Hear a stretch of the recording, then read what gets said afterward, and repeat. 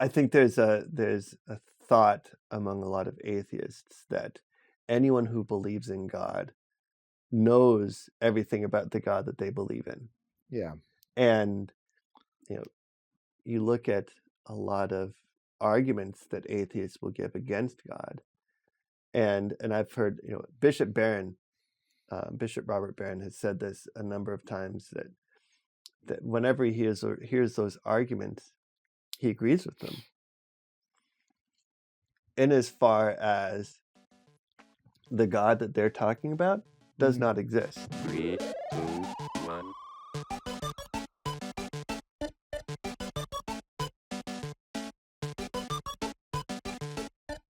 Welcome to Love Machine.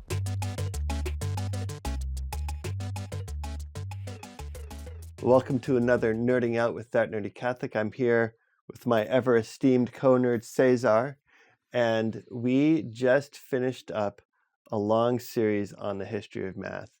And as we said multiple times during that series, it really was just not glossing over, but it was a very high overview of the history of math, and it was really interesting to see all the different, just the geniuses in the history of math that made such amazing contributions.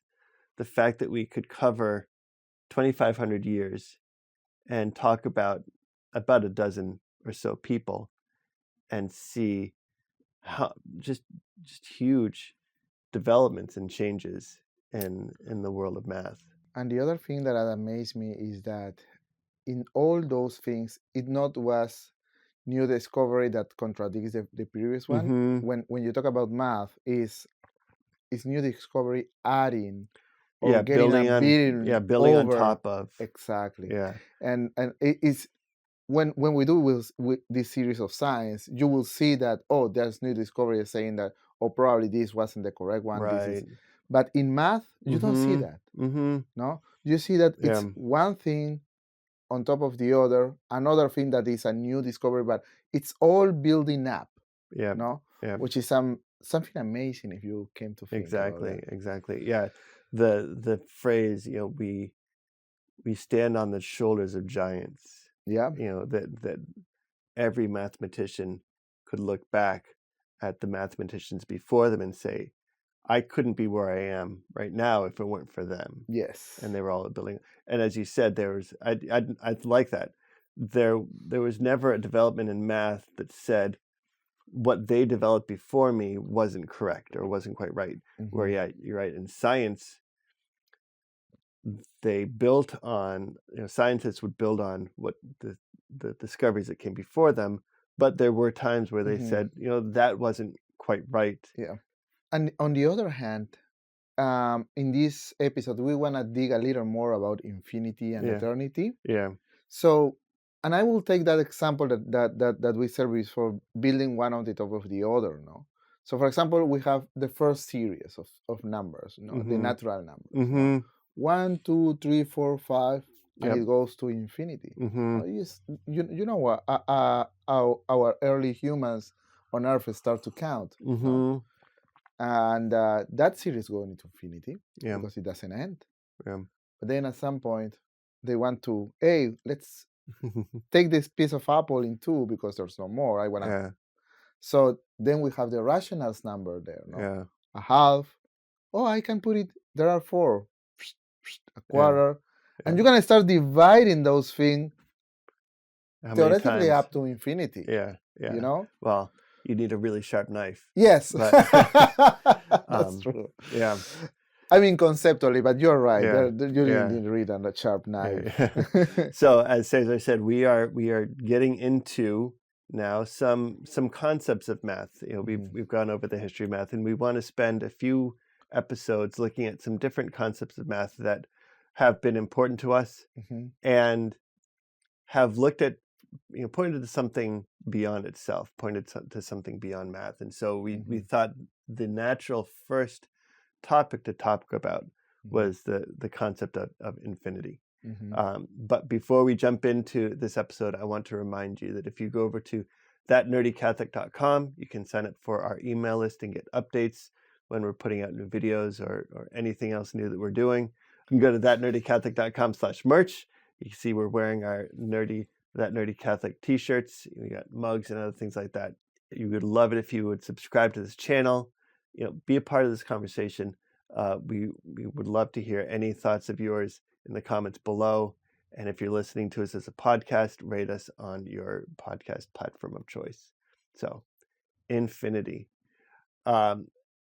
We touched on this a little bit in our recent episode. We were talking about Gauss and Riemann and their discoveries of, especially Riemann's discovery of the multiple levels of infinity. I wanted to start out with the quote that I found, actually two quotes. One of them from our good friend, mathematician and philosopher Blaise Pascal. What is man in the midst of nature? A nothing in comparison with the infinite, and all in comparison with nothingness, a mean between nothing and all.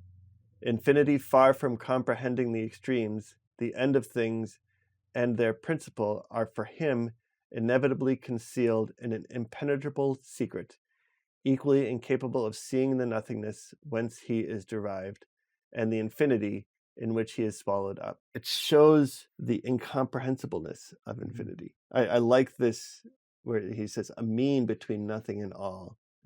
So you have nothing, which is a hard concept to remember the conceive. zero conversation we have with when we talk about the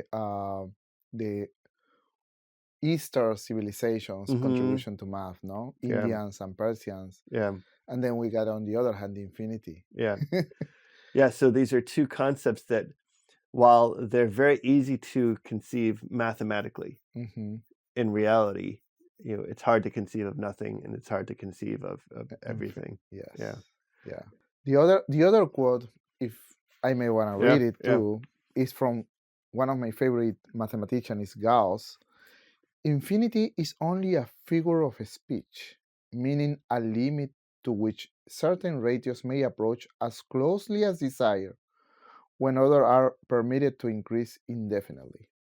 So I remember this when I was in college on my first year, and we were studying limits in order to study derivatives, and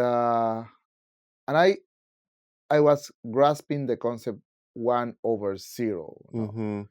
So getting a really, really small number and increasing the result as a de facto. So when you got zero, that division gives an infinity.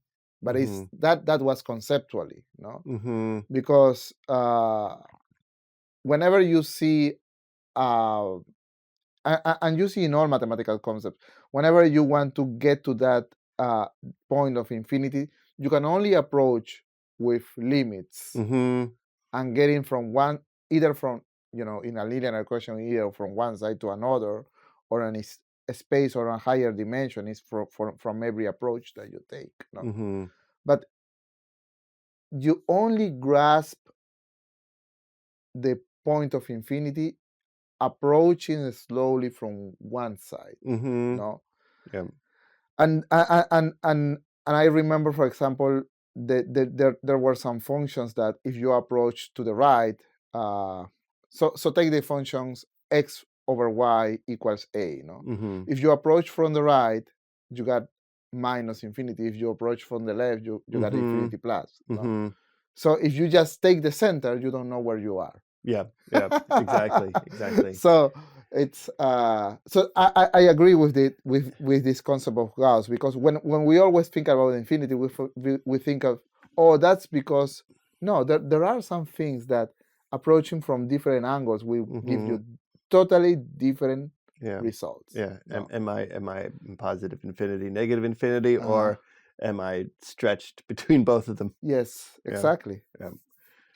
Well, one of the things that I've really enjoyed learning about are the different thought experiments with infinity, and a lot of them just they look at the different levels of infinity.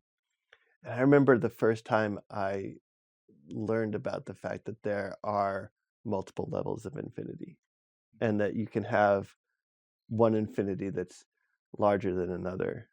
Yeah. And especially even thinking about one level infinity is infinitely larger Than than the another other. level infinity. And I saw I was watching a video a few days ago, and the guy said, well, if you ask a kid what is larger than infinity, well, they say, well, infinity plus one.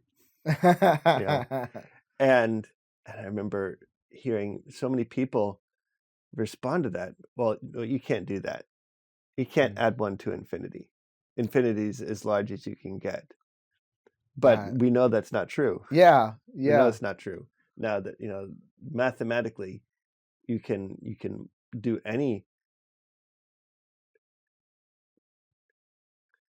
you can do in math, you can do to infinity. You can add to it, you can multiply, you can divide.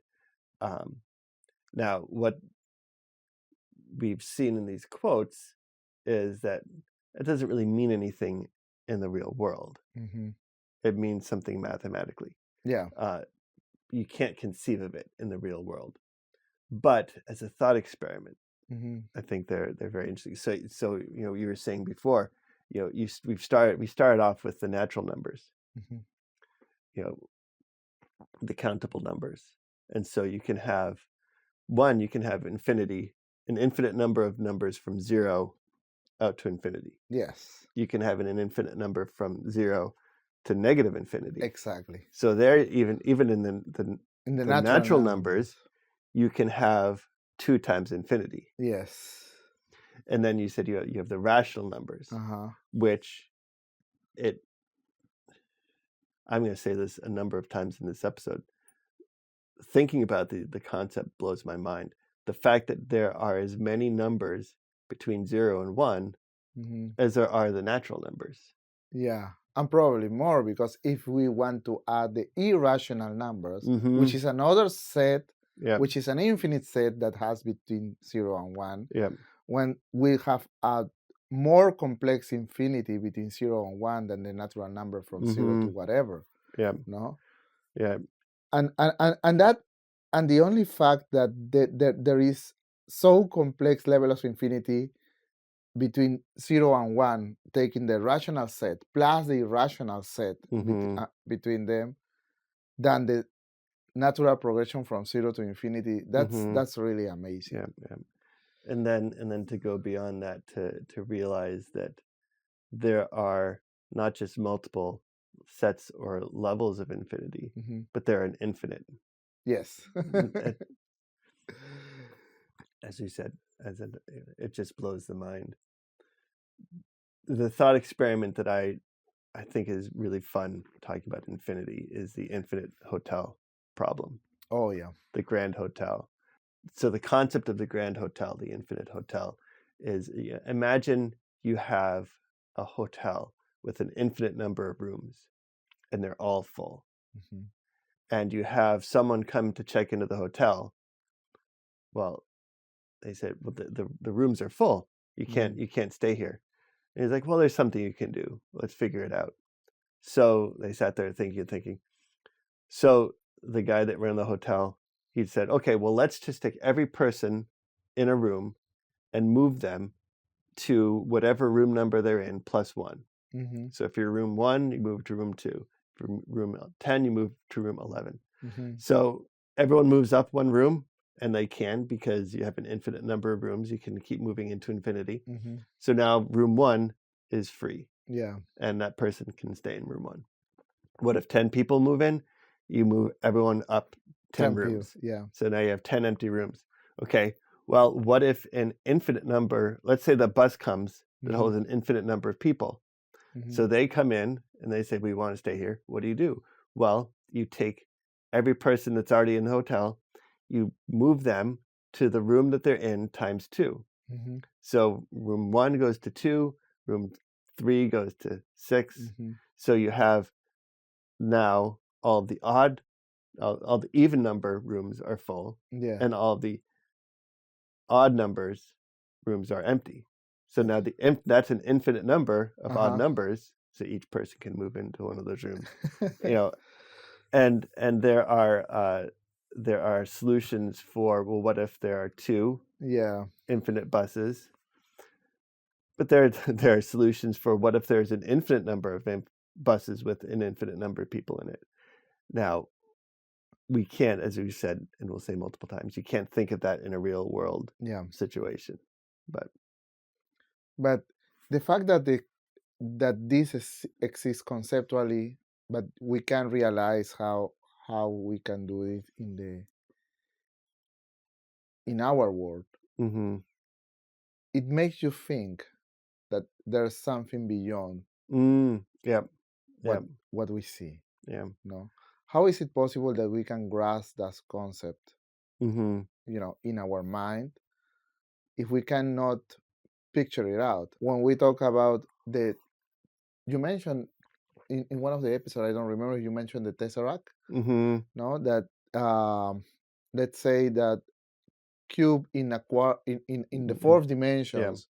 No, you have the projection of the fourth dimension into the 3-dimension cube that looks like one cube in another cube, but each one of the faces is actually a cube with perfectly aligned on the number of sides, and then you can project that into a 2-dimensional paper to draw it. In my mind, I can understand conceptually what is a tesseract. I cannot figure it out how a tesseract may be.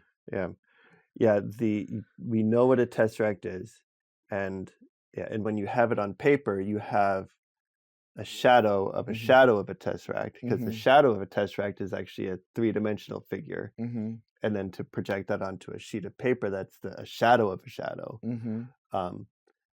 But you ask someone, okay, and I remember recently I did this with my daughters just to blow their mind. It's okay, picture a line. Okay, now picture another line 90 degrees to that line. Okay, well, what do you have? Okay, well, you have a sheet of paper. Okay, now picture another line 90 degrees to those two lines. Okay, now you have that. Now what do you have? Okay, you have a cube. Yes. All right, now picture another line 90 degrees to those 3 lines. And you cannot. You can't. You can't do it. You can understand it mathematically that could be possible, but our brains, our universe is what we see and experience is in 3 dimensions. So we can't conceive that. And so it's very similar to infinity. We can understand it mathematically, but there's no way we can conceive of it. One of the applications of infinity in math is in calculus. And infinity is used a lot in calculus, but one of the simplest, most common uses of infinity in calculus that is used all the time is the integral. And I remember when I first understood what it means to do an integral, when you're measuring the area under a curve. So you have the curve, and what's the simplest way to estimate the area under that curve? Well, let's make a box. Let's make a square that can, as large as it can possibly be, to fit underneath that curve. Then you figure out the area of that square. Okay, well, let's make it a little bit more accurate. Let's cut that square or rectangle in half. And so each of those rectangles, fit them as well as you can. So you take the area, you add the area of those 2 rectangles, and you have a little bit more accurate. Yes. And then you just keep dividing each of those in half again, and make sure each of those fit as much as possible under the curve. It's a little bit more accurate. So the more you divide it, the more you divide each of those rectangles, the more accurate the measurement is going to be. So if you keep dividing it until they are infinitesimally thin, and there's an infinite number of them, then you're going to have the exact area under the curve. Yeah, and that's actually how we calculate areas. And it's interesting because you cannot say to the computer, add an infinite number. So what we do is we have the approximation on calculus, and then that's when the different models Runge-Kutta 4, Runge-Kutta and Runge-Kutta 4 for numerical calculus are invented, so the computer can at least be as precise as we want in order to calculate in that. I think that's a perfect example of how conceptually that work. But if you want to tell a dumb computer, because all computers are dumb, no, even the ones that have artificial intelligence, they are dumb. You can say that to the computer, but then you have to create a method to have a very good approximation of that. No, so that tells that our human brain can comprehend something, but in the real world, we have some limits to that. No, there are a few brewing channels that I watch. As I've said before, it's one of my hobbies is making wine and stuff. But one of the things that there's one channel they say all the time is, if you are trying to calculate the amount of alcohol in the wine that you're making, and you're saying I need to calculate it out to, well, this wine is 9.5376% alcohol. One, with the limits of the equipment that you're using, you can't measure that accurately. And two, it doesn't matter. If I'm giving you a glass of wine and I'm saying, well, this is 9.3% alcohol, are you going to say, nope, I can only drink it if it's 9.1% or less? That level, everything you do in the real world, you need a certain amount of accuracy and nothing more, right? Exactly. And so there are some scientific experiments where you need an accuracy of, 0.0001. In everyday life, you might need an accuracy of 0.1 or 0.01. If you're dealing with money, you can get down to the penny. Yes. Although even now, that's not even as important. But you don't need to say, well, this is worth 0.0001 cents. Yeah. Right. And so while we can use infinity in thought experiments, in any real world measurements, you're going to have some finite limit. When we talk about the infinity, we usually think, or some people may think, that there is no application of that. But the results of those experiments, even when we talk about, and we did stop in the real number of sets, because we have the imaginary number, which is another whole of sets. Yes. No? Yeah. But the results of those calculations, even in infinities and in imaginary numbers, has real world applications. So, for example, when Schrödinger, when he wants to calculate the wave equation of a particle, of a subatomic particle, and then he wants to calculate with real numbers, the results of that mathematical equation didn't conform with the reality. The only way that it conforms with reality is like if the wave equation is using complex number. So what does it mean that the matter and the energy have to have complex numbers in order? We don't understand. Right. No? Right. We cannot have an imaginary number of cups, an imaginary number of liters, but those, let's say, abstract concepts, abstract mathematical models have real implications that can be used in our world. Yeah, when you get into the world of quantum mechanics, yes, you're another mind-bending world. Yeah. The fact that you could have particles, virtual particles that are being created and destroyed all the time. It's an amazing. it's amazing that we've gotten to the point where we can understand that, Mm-hmm.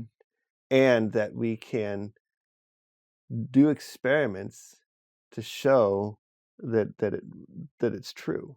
Yes. You think about the Fermilab Mm-hmm. and the Large Hadron Collider, that we can accelerate particles up to just under the speed of light, Yeah. smash them into each other, and in that tiniest fraction of a second, see what happens in that collision, and infer the existence of other particles. Yeah.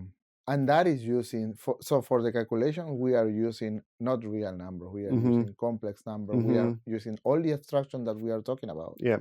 But having real implications in our world. Yeah. No. Yeah. So that's gotta be questioning us.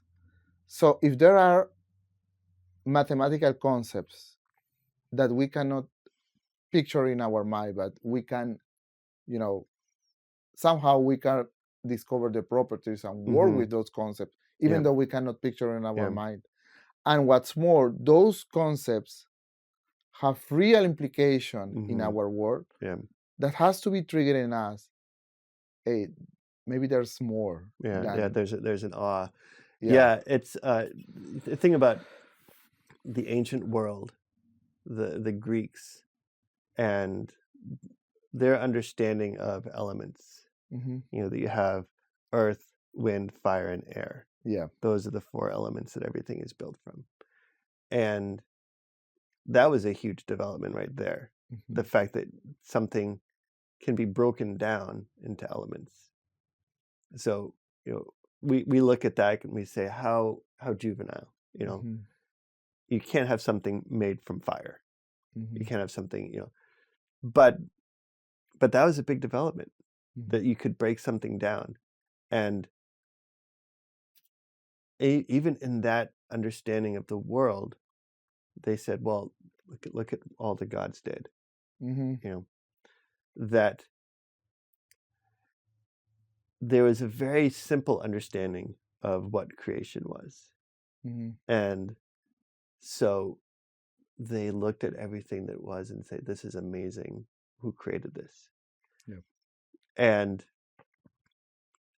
in all of the civilizations of the ancient world, especially well before the Greeks, you look at the Babylonians, the Persians, the Egyptians, everything had its own god. And all of those gods were limited. And depending on which worldview you looked at, most of them were created beings, right? Yep. And then the nation of Israel comes, and they said, well, no, there is one God. Yeah. God of the heavens and the earth, and he created everything. And to have this understanding, even in their limited understanding of what everything was, to say that there was one being that created everything, well, he must be a very powerful being. Yeah. Right? The more that we understand about the world, all it does for me is give me just a larger view of who God is, right? And we have to admit, if we really are honest with ourselves, is that there are things that goes beyond our imagination, beyond our comprehension, that we can rationally acquire that knowledge, even though we don't completely understand it, apply it to our reality, and it works. Yes. So that has to tell us something. Yeah. And I like what you are getting through. I would like to read the quote of Moses in this case, because one of the things, the difference is between any other God and the God of Israel, is that in any other God, the humans were trying to approach to that God, to that deity. No? In the God of Israel, God reveals himself. No? So I would like to read this passage from the book of Exodus. This is the part when, Moses has already see the flame that is not burning, and he approached and he discovered that he was talking to the Almighty God. No, and Almighty God want to send him to liberate his people from Pharaoh. No, but Moses protested to God, "Who am I to appear before Pharaoh? Who am I to lead the people of Israel out of Egypt?"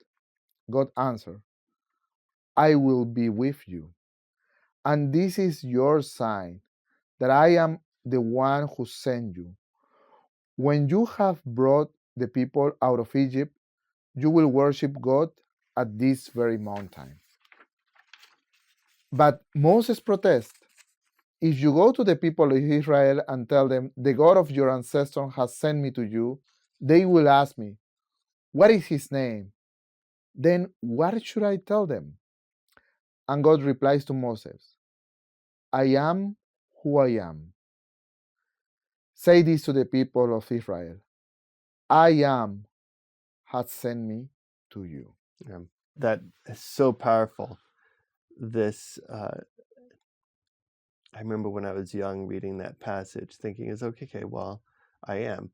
He's trying to let Moses know and the people of Israel know that he really exists. Like, I am. I exist.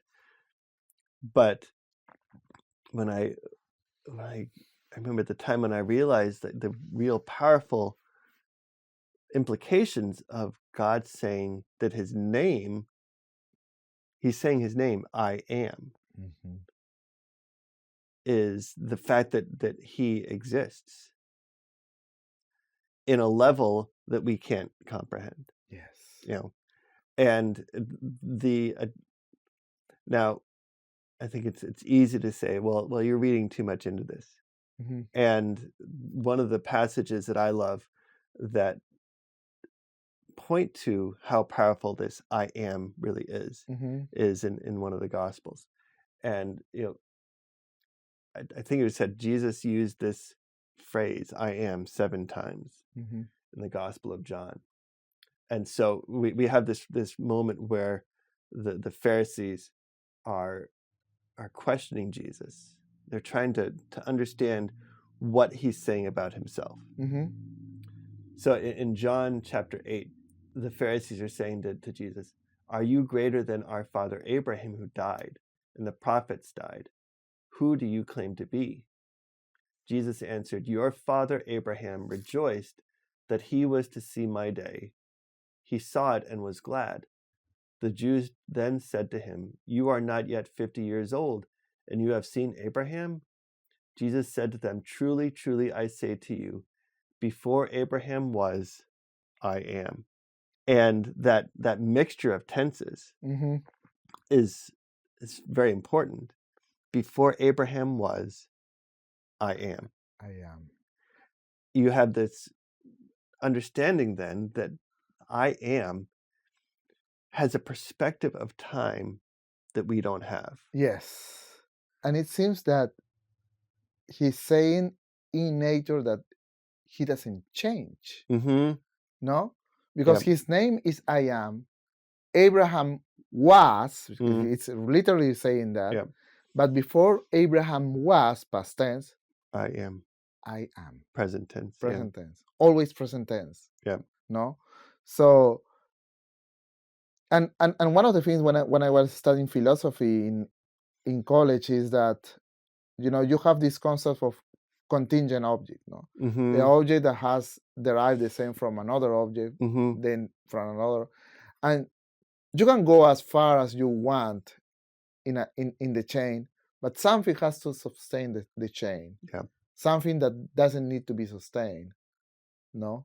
Yeah. And what is the phrase? Turtles all the way down. Yes. Yes. You have the world. Well, if the world is, sitting over what? Sitting on turtles. Okay, that's great. What are those turtles sitting on? Well, they're sitting on other turtles. Well, is it turtles all the way down? Yeah. So when God said, "I am," you are totally right. he is saying in a deeper level Mm-hmm. that we can understand. Yeah. We can comprehend, but he is the principal cause, a cause that doesn't Mm-hmm. need another chain. Mm-hmm. He is the sustainer of the whole contingency chain. Yeah. And many atheists, when they approach God, they always ask, and who created God? But God Yeah. wasn't created per Yeah. nature. He is always. Yeah. He is. Yeah. No. And I've heard a lot of even atheist scientists say, Uh-huh. I guess I can concede that there is some infinite power that Mhm. created everything. And whenever I hear that, I say, okay, well, that's God. And I think there's a thought among a lot of atheists that anyone who believes in God knows everything about the God that they believe in. Yeah. And you look at a lot of arguments that atheists will give against God, and I've heard Bishop Robert Barron has said this a number of times, that whenever he hears those arguments, he agrees with them, in as far as the God that they're talking about does Mhm. not exist. Yeah. The God that they're talking about is very limited and Mhm. very small, and Yeah. actually within creation. Yeah. That if you look at, we talked about this before about, well, what if, when we discovered gravity, well, Mhm. gravity is the reason why everything exists. Well, then, like you said, the contingency question, where does gravity come from? But if you ask the question, what is the reason for everything's existence? Is it gravity or is it God? Then you're putting God within creation. Yes. You're comparing Yeah. something that's created with something that's created, or something that is material or energy, or some aspect of the universe with some aspect of the universe. Yeah. When I was in college, I have this atheist physics professor that says, I don't believe in God. I know everything here has a wave equation. Everything has a wave equation. I will only believe in God if you gave me his wave equation. He says it doesn't work like that because he's not matter. One of the Well, actually, one comeback for that is, okay, everything has a wave equation. What does a wave equation exist in? There's something. Everything that has a wave equation exists in something. One of the areas of research that I find very fascinating right now is field theory. This is, every particle has a corresponding field. So you have the electron field, and the one that's been in the news a lot lately has been the boson field, looking for the boson particle that gives mass to everything. Well, where do those fields exist? Yeah. They have to exist in something. And then you are and the other thing that many atheists, especially physics atheists, take wrong is that equations are not the generators. Equations are a description of the natural phenomena. They are not power creators. They don't create anything. Equation is just a way that a human being can describe the nature that he is observing. That's equation. Look at that building. It must have created itself because it has height and width and depth. So that is the concept that they have wrong. All no, and even one of the greatest physicists in the world, he said, because there is a law of gravity, the universe will create itself. The law of gravity doesn't create anything. The law of gravity is a way that the human being is approaching to describe what he's seeing in the universe. It doesn't have any creating power at all. At all. Well, and gravity, when the universe was very young and there was just particles, gravity attracted them together. But gravity does not say where those particles came from. And gravity doesn't explain how this energy generates itself. Mm-hmm. The law of Newton, the law of gravity of Newton, is just saying that this is how this interaction happens. Yeah. Yeah. It's the same like Einstein. The general relativity equation of Einstein is just describing how Mm-hmm. the interaction between mass and space are going together. No, Mm-hmm. the mass bend the space, and the space give the mass the movement. No, Mm-hmm. but those are descriptions of the things. Mm-hmm. It is not Yeah. creation. Yeah.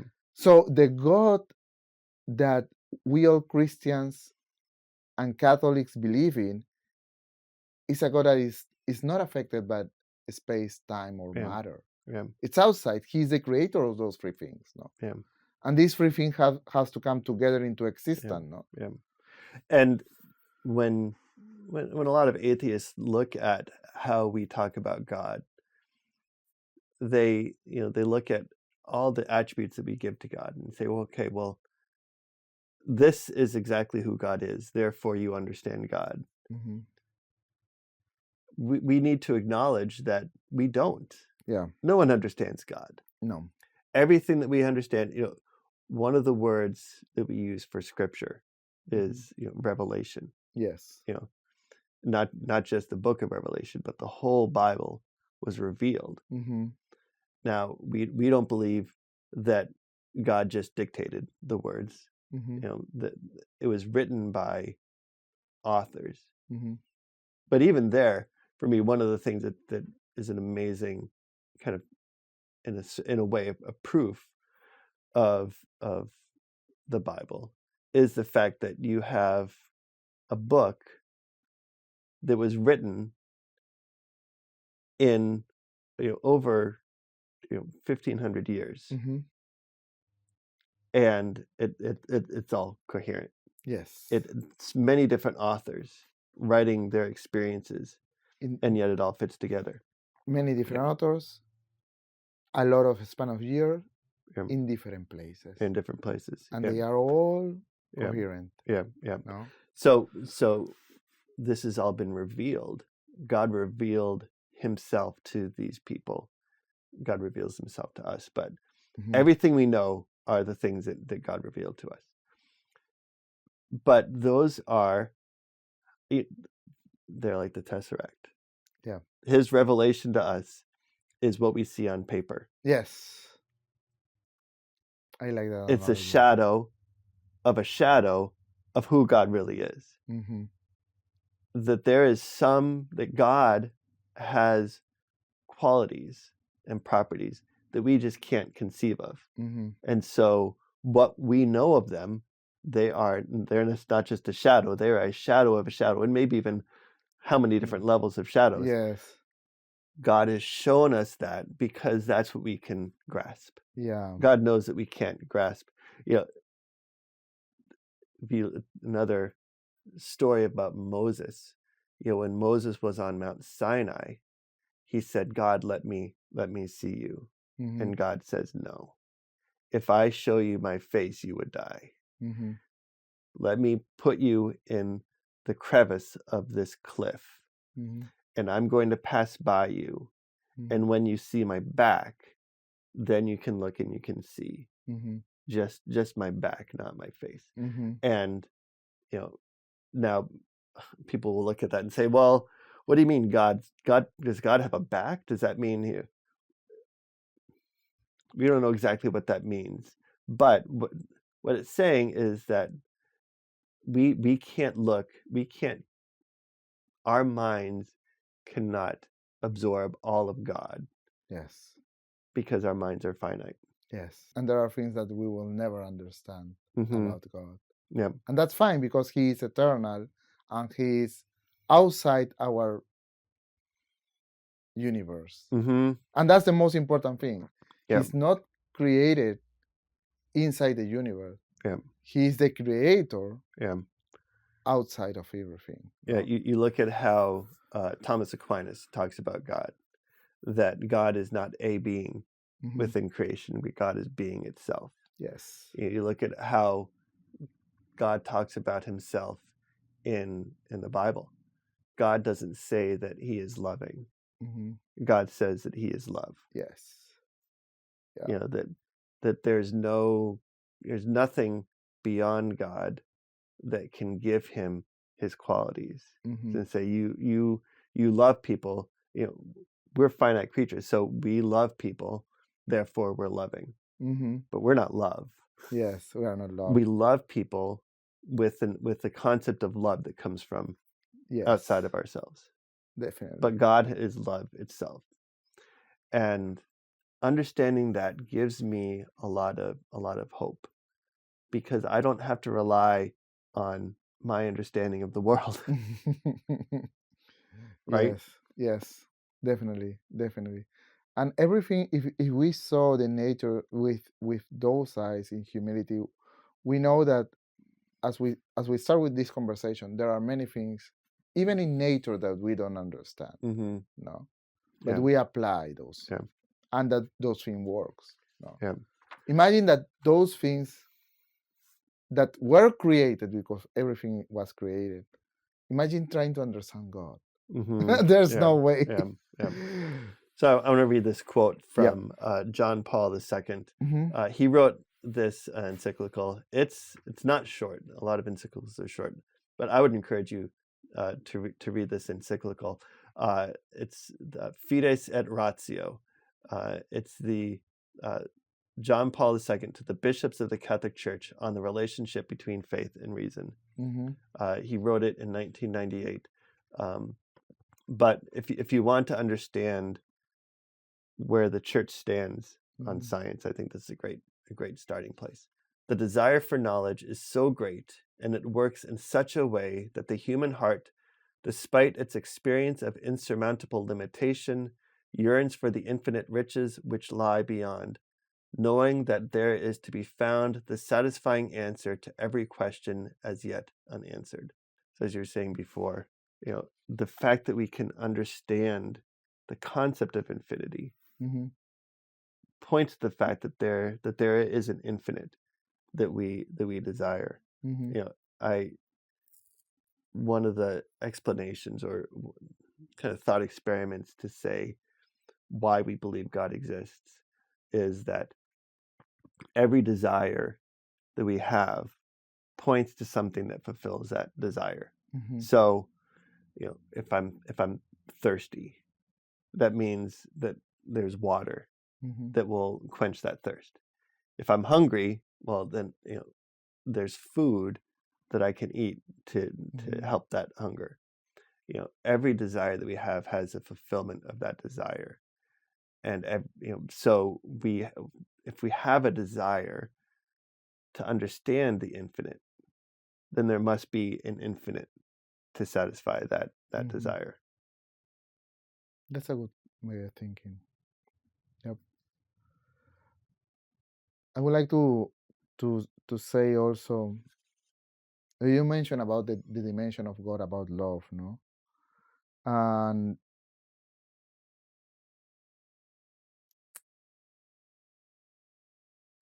when God create everything what we see, so many things so marvelous, and He put Adam and Eve in the center of that, Mm-hmm.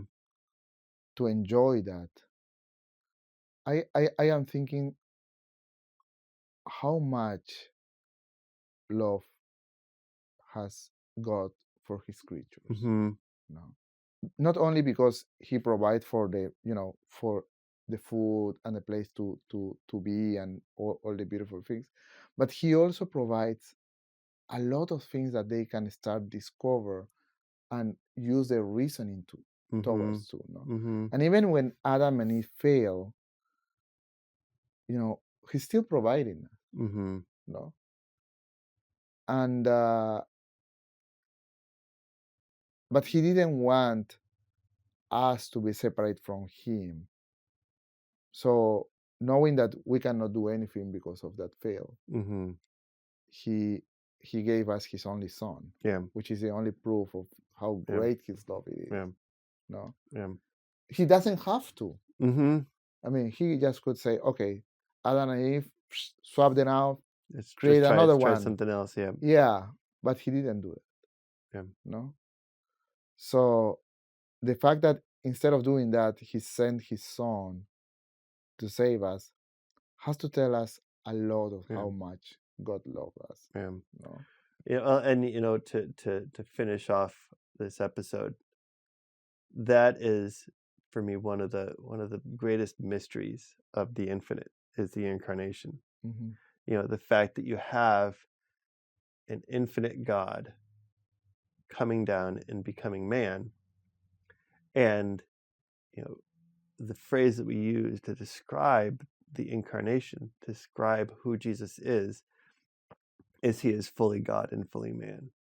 Mm-hmm. And you look at the first 300 or 400 years of the church, it was a period of a lot of wrestling with what does that mean? What does the incarnation mean? Mm-hmm. And there were a lot of heresies that came out of that. People that were trying to say, well, this is who God is. God or Jesus was, he was fully man, Mm-hmm. and yet he just, God came and dwelled with him for a certain period of time. Mm-hmm. Or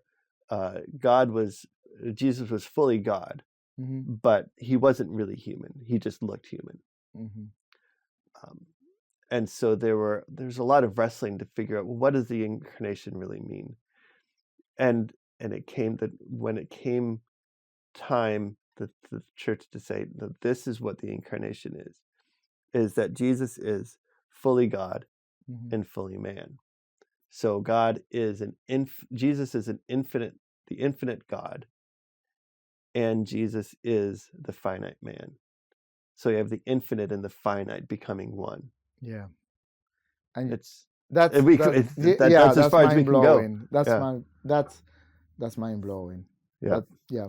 Yeah, and even then, thinking about the concept of transubstantiation, Mm-hmm. when we go to communion at Mass, and the priest holds up the bread and the wine, and we say, "This bread and this wine become the body and blood, soul, and divinity of Jesus." That's as far as we can go. Yeah, it's a mystery. It's a mystery, and that we have to accept by faith. Yeah, but we and difference that many atheists will say it is not a blind faith. Yeah, because there was Jesus that proves with many miracles. Look, mm-hmm. You cannot do this. I can do this. Yeah. Yeah. And if you want because I love you so much, in my name, you can do these things too. Yeah. Yeah. But we cannot do that alone, and we know that naturally we cannot do these things. As Jesus says, apart from me, you can do nothing. Right? Yes. And so, so that's where I want to wrap this up. Is that we were created to be one with God. Mm-hmm. God created us in finite beings to be in a relationship with an infinite God, mm-hmm. and with God we can do anything, and we are destined to be with Him for all eternity. And who knows what that's going to be like. It's something that I really enjoy imagining sometimes. Yeah, me too. But we're gonna continue to grow and to learn and to discover, and we're never gonna reach an end because our limit is God, which is infinite. Yeah. And as we've looked at it in many different ways today, you can never actually reach the infinite. Yes. But I've always looked at it this way, that I'm going to have an amazing time on that infinite journey. Yes. So, anything else? I think you said it all. I have no words. All right. Well, I am glad that this episode is not going on for an infinity, because that would be exhausting. But we want to thank you for joining us today with this conversation. Please leave your thoughts in the comments below. I know we've gone a lot of different directions in this episode. We've hit a number of different ideas and concepts, and we'd love to hear what you think about them. So please leave your thoughts, any questions in the comments below. What do you think about eternity, infinity, and how God exists and how we exist in God? Any thoughts, please leave them in the comments below. If you go over to thatnerdycatholic.com, you can sign up for our email list, get updates when we put new episodes out. If you go to thatnerdycatholic.com/merch, you can get cool merch here. Mhm. And I will have next week, our next episode, I'll have an example of some of the other things that are up there. But the Nerdy Catholic Tees website has moved over to thatnerdycatholic.com, and you can get some of those. Some of the more popular designs are now up on that site. Please subscribe and share this with your friends. If you listen to the podcast, please rate us on your podcast platform of choice. And we look forward to seeing you next time. Bye-bye.